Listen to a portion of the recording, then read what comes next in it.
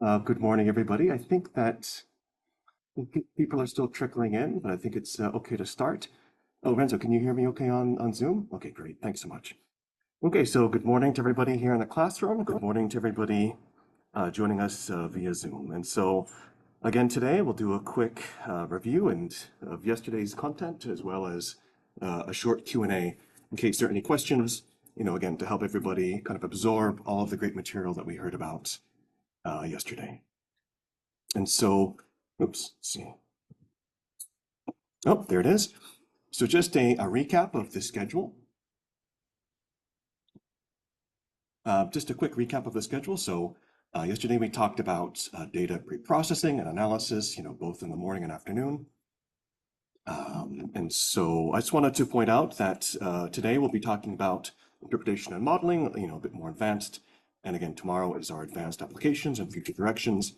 A couple of quick points about today. So we'll be having our hands-on session this morning and this afternoon, kind of flanking lunch. Thanks to everybody who brought in connectors. We'll give some more instructions about how to connect to the Ethernet later on. Maybe during the morning break, if people want to start getting set up, that'd be a good opportunity. So thanks again for everybody for making this work. We'll give more instructions about how to connect to the Ethernet later. Again, if people want to connect through Wi-Fi, that's also going to be an option. Also, just a quick announcement. So tomorrow, after Peter's talk, we're going to have a group photo. And the group photo is going to include, of course, everybody who's here in person, as well as a screenshot of all of our friends over Zoom. And so especially to our friends on Zoom, please get your cameras ready. We really like to include you in that photo. So that'll be again tomorrow, immediately following Peter's lecture. Okay. And so just to, again, recap what we heard about yesterday. So we heard from Tyler a bit an overview, a really helpful kind of roadmap for layer fMRI pre-processing and analysis. Again, we see that, there's some magic that goes on between the acquisition and these interpretable laminar profiles, which we talked about in detail yesterday. And it's good to keep in mind, yeah, there's a lot that goes into extracting these profiles from the data. Great. So Daniel talked about automatic methods for whole brain cortical segmentation. Again, we're trying to scale them so that we can take care of other problems. I think that, there is some consensus that, these methods don't work necessarily as well as we would like.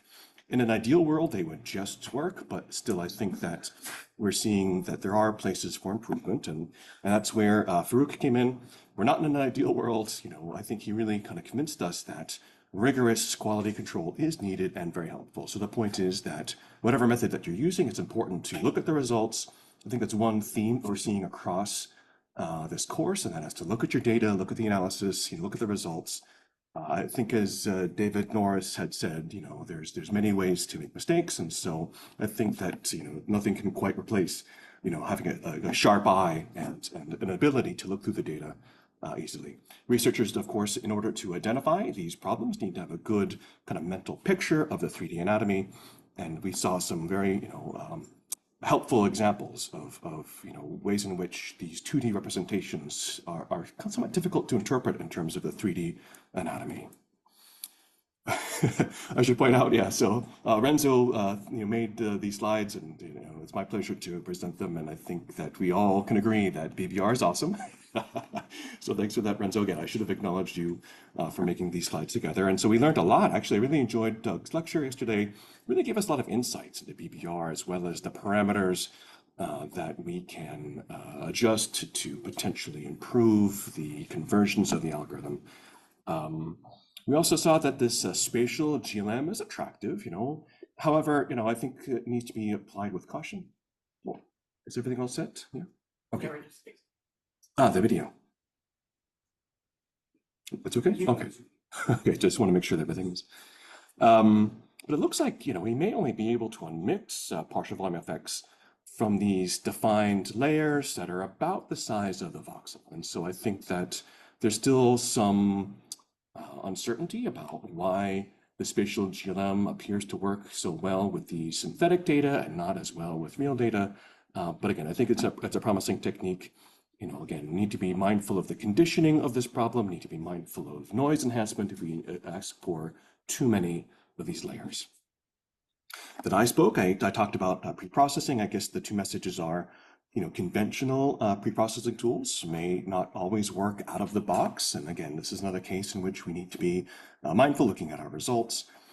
And I also tried to caution about inadvertent smoothing. That's prevalent in many of these pre-processing steps, which should be acknowledged, characterized, and of course, ideally minimized. I provided some tips and tricks for how to map out these inadvertent smoothings and how to try to minimize them in the analysis. And so Divya gave a lecture on B0 distortions, how to estimate them, how to correct them. They can be bad. We saw that at 7T, we can get voxel shifts up to 6 voxels. And, a few other messages, she showed us how even veins, this came up in several lectures, even veins, because they have deoxyhemoglobin, can cause these little distortions in the data, sometimes not so little. We see a lot, for example, on the sagittal sinus, transverse sinus, especially where they converge, huge distortions due to deoxyhemoglobin. It's not just these air tissue interfaces that cause distortions. I forget, one colleague of mine used to call these little mouse bites. We see these little tiny little distortions throughout the tissue. Correcting these or even identifying these is difficult. Our typical field maps, kind of interestingly, aren't as high resolution as our fMRI data. I think that, there are many distortions that we need to be mindful of, especially given the accuracy that we require for laminar fMRI. The correction itself seems to need corrections. Divya showed us that these conventional field maps have eddy currents too, but the problem is they have different eddy currents than the EPI data. And so they can be removed. But again, the problem is that the B0 field offsets that we measure in the field maps don't always reflect the B0 field offsets in the EPI data.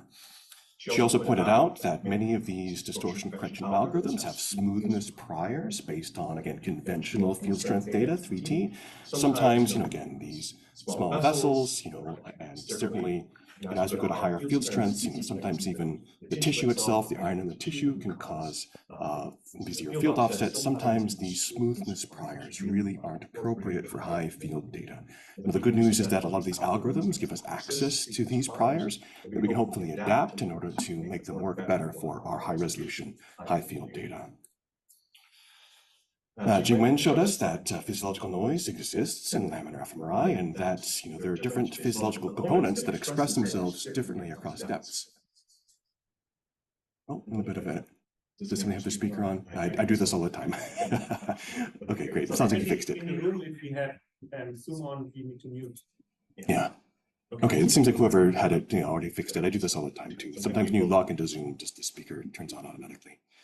What I was going to say though is that, yeah, one of the things I really liked about Jingwen's lecture is that she really talked to us about these different mechanisms of how physiological noise manifests in our data. I think she focused on kind of bold data, focusing on oxygenation effects, but she also told us about these dynamic partial volume effects that are going to be present in non-bold fMRI as well. So kind of understanding these mechanisms can help us to try to understand also how these physiological noise sources may manifest in new types of data that we're acquiring now. And so I thought that was a really important message. We heard from Luca that Nordic is a useful tool to clean your noise. But again, I think that he really cautioned us. He showed us, I think one of the most valuable things about Luca's lecture was that he showed us some parameter values. We had a nice discussion, at the end of the day about how he picks these parameters. I encourage you to, talk to Luca more. It was actually very insightful. I think we learned a lot. And again, make sure that you use it correctly and of course check your data. He gave us a lot of tips on how to evaluate the data. I thought it was a really nice insight to look at not just these spatial maps, right, but to look at how the percent signal change was unaffected by the denoising. So I really liked, these messages.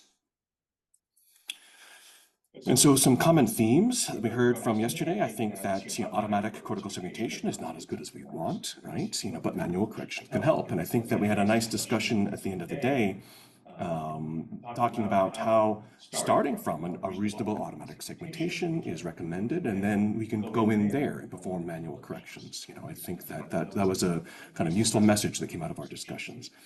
I think that we're seeing that our sensitivity is not as high as we would like. Removing noise, both thermal and physio, I think is promising.